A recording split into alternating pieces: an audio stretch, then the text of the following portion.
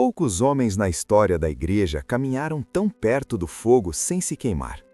Howard Carter foi um deles. Ele não era alguém que apenas falava bonito. Ele era um homem em quem o Espírito Santo se manifestava com autoridade. Quando Howard Carter orava, o céu respondia. Quando ele impunha as mãos, pessoas eram tomadas pelo poder. Homens e mulheres eram batizados no Espírito Santo, dons espirituais eram despertados, chamados ministeriais eram ativados, e tudo isso sem gritos, sem música, sem esforço humano.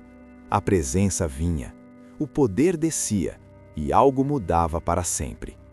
Esse é o homem que ensinou Smith Wigglesworth, o pregador da fé que, segundo testemunhos amplamente registrados, ressuscitou mais de 23 mortos. O mesmo Carter que formou Lester Sumrall, o homem que pisaria em territórios dominados por demônios e se tornaria uma referência mundial em libertação, expulsando espíritos malignos com autoridade que fazia o inferno recuar.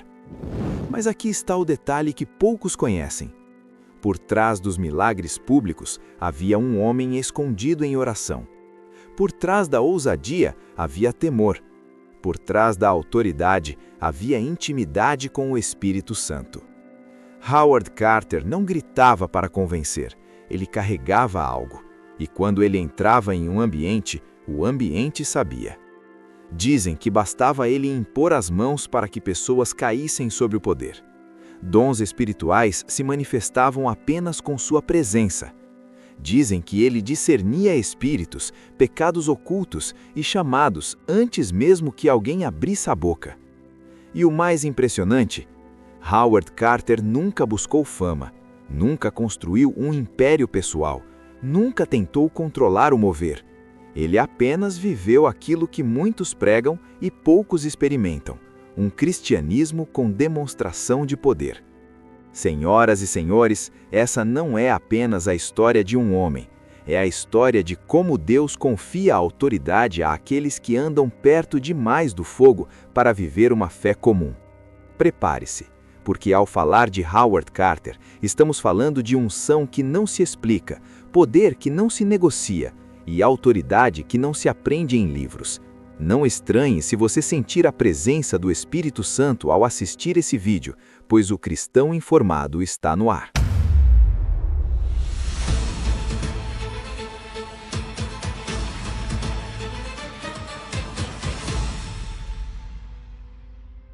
Howard Carter nasceu em 1891, na Inglaterra, em um período em que a fé cristã europeia caminhava entre a tradição rígida e o racionalismo religioso.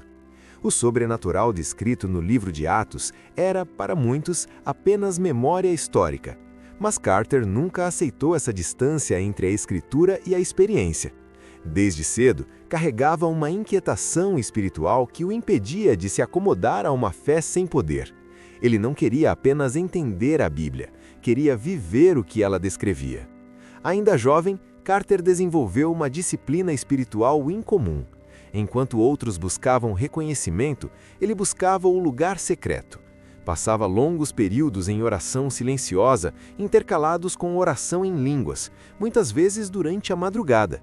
Dizem que ele caminhava pelo quarto com a Bíblia aberta, orando baixinho, até que a presença de Deus se tornava quase tangível. Para Carter, oração não era a preparação para o ministério, era o próprio ministério. Durante a Primeira Guerra Mundial, sua vida tomou um rumo decisivo. Carter tornou-se objetor de consciência, recusando-se a participar do conflito por convicções cristãs, o que o levou à prisão. Foi ali, naquele ambiente de isolamento, silêncio e pressão, que algo profundo aconteceu. Longe dos púlpitos e das multidões, Carter mergulhou ainda mais fundo nas Escrituras, especialmente em 1 Coríntios 12, buscando compreender os dons espirituais não como teoria, mas como realidade viva. Dizem que foi naquele período de prisão que as bases de suas principais teses sobre os dons do Espírito Santo foram formadas. Não em salas acadêmicas, mas entre paredes frias, oração intensa e total dependência de Deus. O que mais tarde se tornaria referência doutrinária para o movimento pentecostal, nasceu em um ambiente de renúncia e sofrimento. Carter costumava afirmar, em particular, que o Espírito Santo lhe ensinara mais na prisão do que em qualquer sala de aula. Ao sair da prisão, ele não emergiu como um homem amargo, mas como alguém carregado de autoridade espiritual. Seu ministério começou a se destacar não por extravagância, mas por peso espiritual. Quando Carter ensinava, algo acompanhava suas palavras.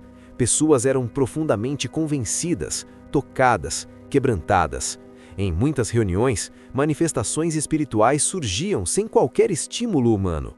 Pessoas eram batizadas no Espírito Santo simplesmente ouvindo o ensino da palavra.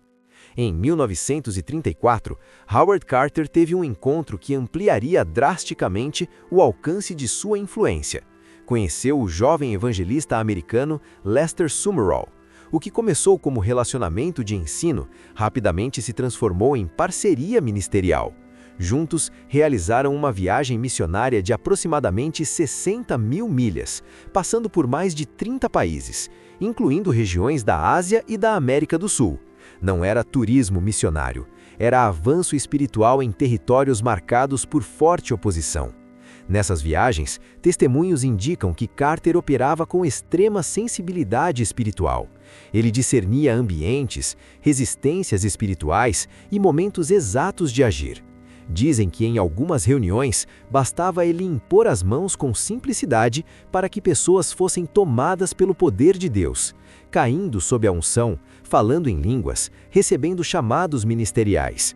Carter não dramatizava, ele obedecia, e o Espírito confirmava. No mesmo ano de 1934, Howard Carter assumiu um papel histórico ainda maior. Tornou-se membro fundador e presidente das Assembleias de Deus na Grã-Bretanha e Irlanda, cargo que exerceu até 1945.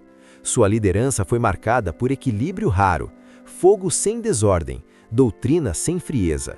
Ele insistia que os dons espirituais precisavam operar sob o governo do Espírito Santo e sob a autoridade das Escrituras. Mesmo ocupando posições de liderança, Carter nunca abandonou a vida de oração intensa. Aqueles que conviveram com ele relatam que sua autoridade não vinha do cargo, mas da intimidade. Dizem que quando entrava em certos ambientes, ele parava subitamente e começava a orar em línguas em voz baixa, como alguém que havia discernido algo invisível. E quase sempre, algo espiritual acontecia logo depois. Esse era Howard Carter, no início de sua jornada pública. Um homem moldado no secreto, refinado na prisão, confirmado pelo Espírito e usado para tocar gerações. Sem saber, ele estava formando os alicerces espirituais de homens que levariam o fogo a extremos, inclusive aquele que ressuscitaria mortos e outro que confrontaria demônios em escala global. Mas isso ainda era apenas o começo.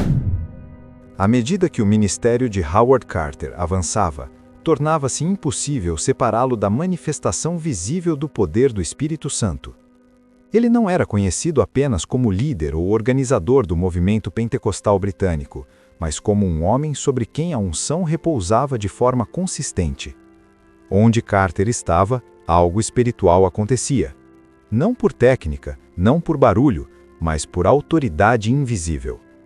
Carter cria firmemente que os dons espirituais não eram eventos ocasionais, mas expressões normais da vida cristã cheia do Espírito.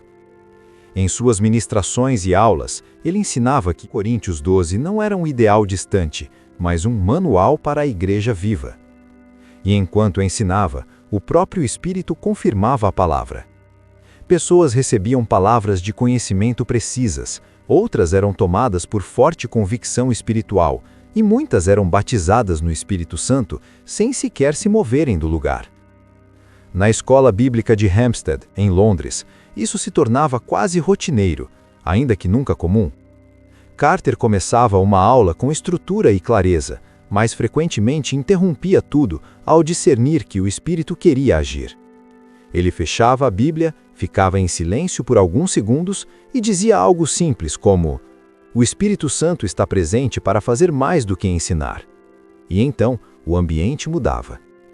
Há numerosos relatos de alunos que começaram a falar em línguas durante aulas comuns, outros que caíram de joelhos chorando, e alguns que ficaram completamente imóveis, como se estivessem sendo tomados por uma presença esmagadora e santa.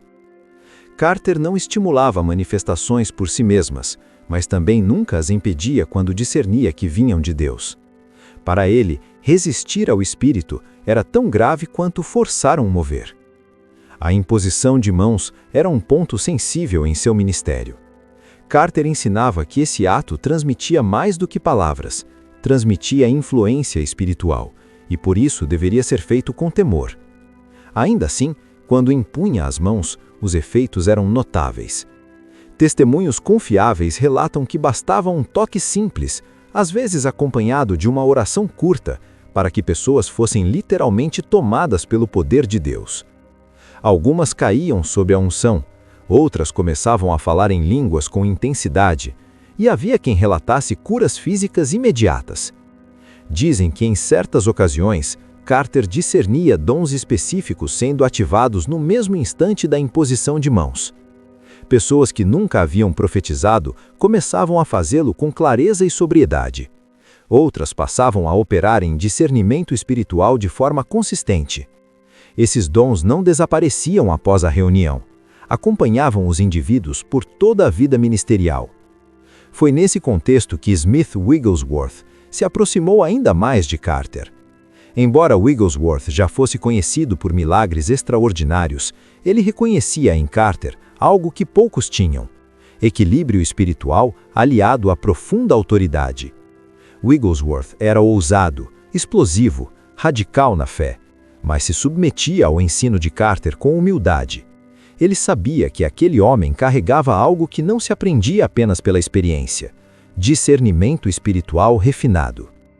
Dizem que Carter ajudou Wigglesworth a compreender melhor a operação dos dons, especialmente no que dizia respeito a diferenciar fé genuína de impulso emocional.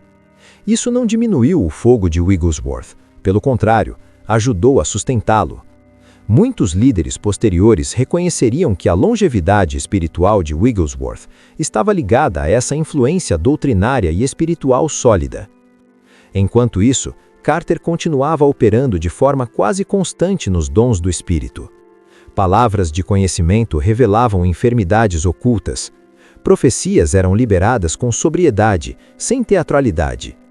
Ele discernia facilmente quando algo vinha da alma humana ou de influência estranha. E quando precisava corrigir, fazia-o com firmeza, mas sem humilhar. Para Carter, pureza do mover era mais importante do que aplausos. Dizem que havia reuniões em que visitantes, ao entrarem no local, sentiam um peso espiritual imediato. Não de medo, mas de reverência. Alguns relatavam sensação de calor intenso, outros uma profunda convicção de estar diante de algo santo. Carter raramente comentava esses relatos. Ele preferia que o espírito falasse por si mesmo. Nesse período, sua fama crescia, mas sua postura permanecia a mesma: humilde, firme, centrada na oração.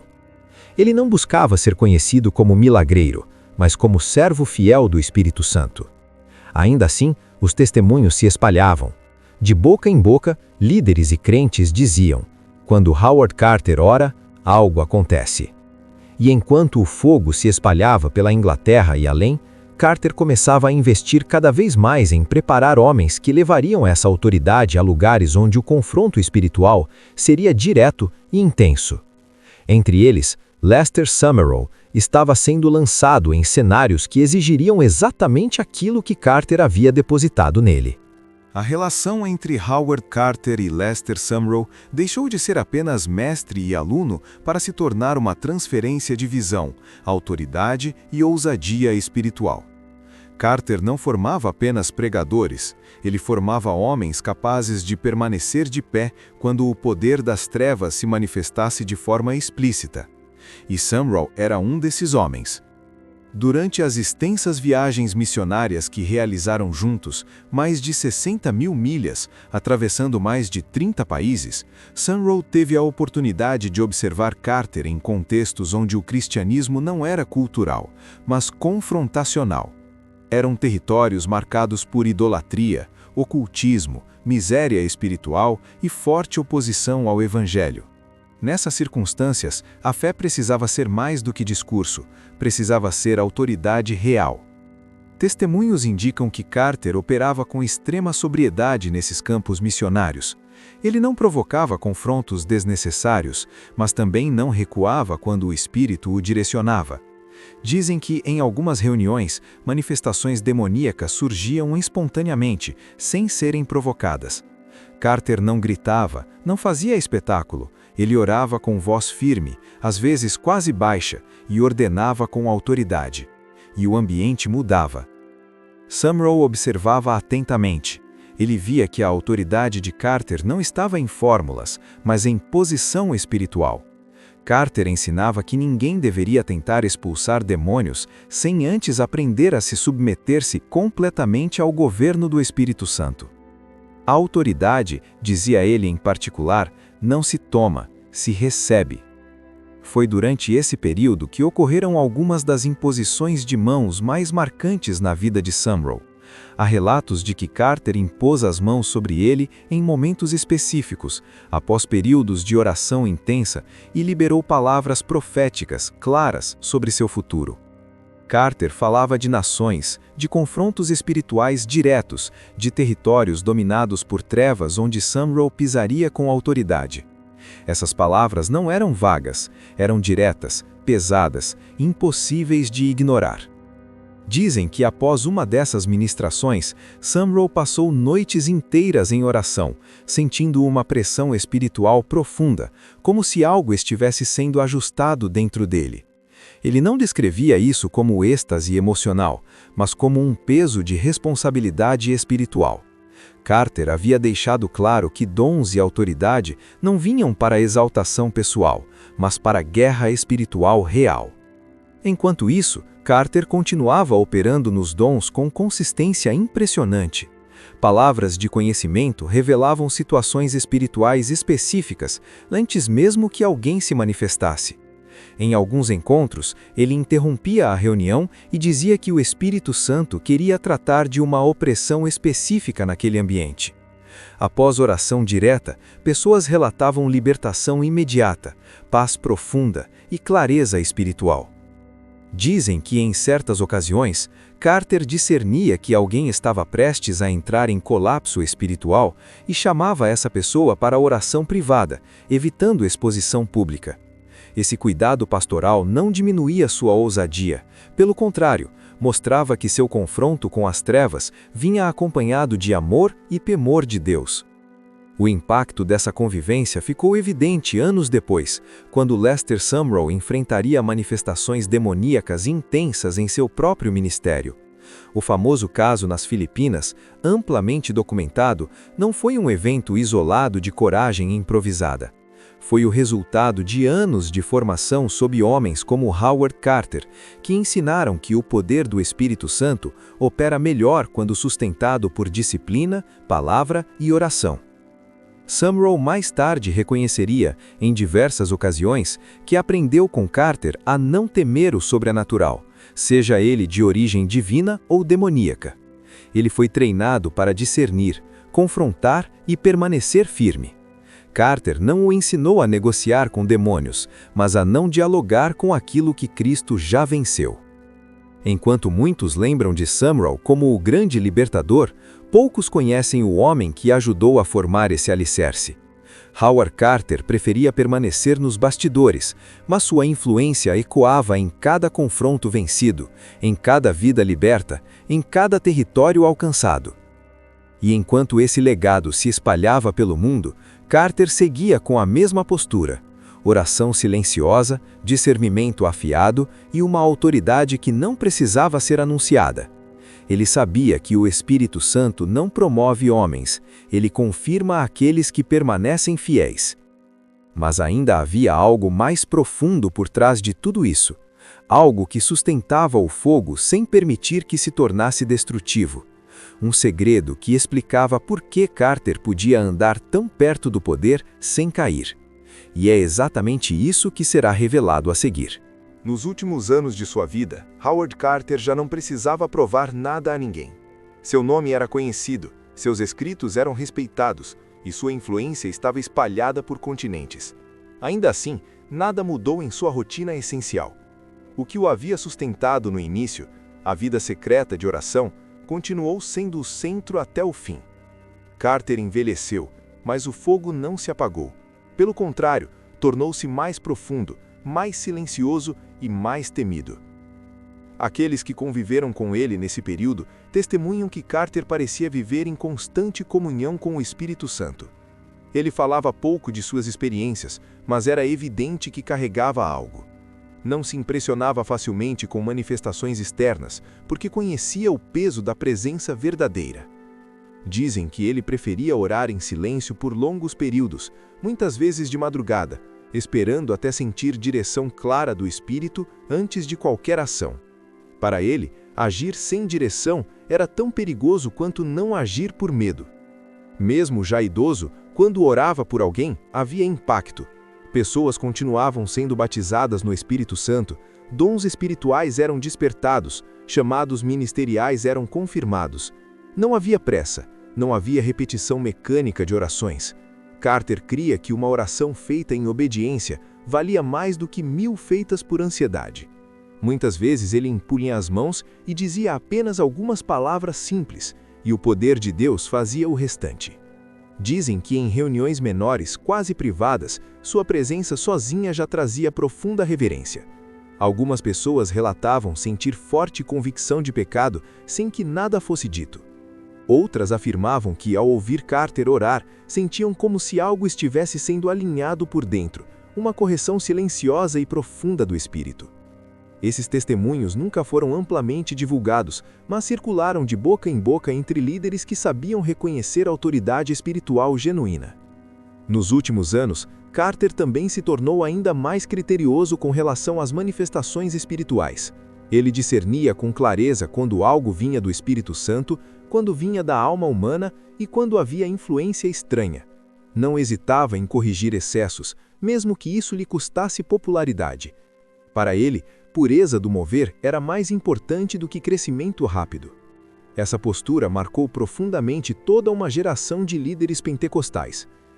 Smith Wigglesworth, até o fim de sua vida, manteve profundo respeito por Carter. Embora Wigglesworth seja lembrado pelos milagres mais extremos, muitos líderes reconhecem que o equilíbrio que sustentou seu ministério foi em parte fruto da influência doutrinária e espiritual de homens como Howard Carter. O fogo de Wigglesworth não se tornou descontrole, porque foi cercado por palavra, temor e correção. Lester Sumrall, por sua vez, carregou para o mundo aquilo que recebeu de Carter. A ousadia nos confrontos espirituais, a firmeza diante de manifestações demoníacas e a autoridade tranquila que marcou seu ministério não surgiram do nada. Foram construídas sobre fundamentos lançados por um homem que ensinava que a autoridade espiritual não se grita, se carrega. Howard Carter faleceu em 1971, longe dos holofotes, como viveu. Não deixou uma grande denominação com seu nome, nem um ministério midiático. Deixou algo muito mais duradouro. Homens e mulheres transformados, líderes equilibrados, dons espirituais operando com responsabilidade e uma compreensão clara de que o Espírito Santo não é uma força a ser usada, mas uma pessoa a ser obedecida. Seu legado permanece vivo em cada cristão que prefere o lugar secreto ao palco, em cada líder que valoriza discernimento mais do que aplausos, em cada ministério que busca poder com santidade. Howard Carter provou que é possível andar perto do fogo sem se queimar, desde que se ande em temor. Dizem que ele costumava afirmar que o maior sinal de maturidade espiritual não era o milagre visível, mas a capacidade de permanecer fiel quando ninguém está olhando. Se isso for verdade, então seu maior milagre não foi o que aconteceu em suas reuniões, foi a vida inteira vivida diante de Deus. E assim, mesmo após sua partida, a pergunta que ele carregou desde jovem continua ecoando para a igreja de hoje. Se o Espírito Santo não mudou, por que deveríamos nos contentar com uma fé sem poder? O legado de Howard Carter não está enterrado no passado. Ele ainda chama, ele ainda confronta, ele ainda queima.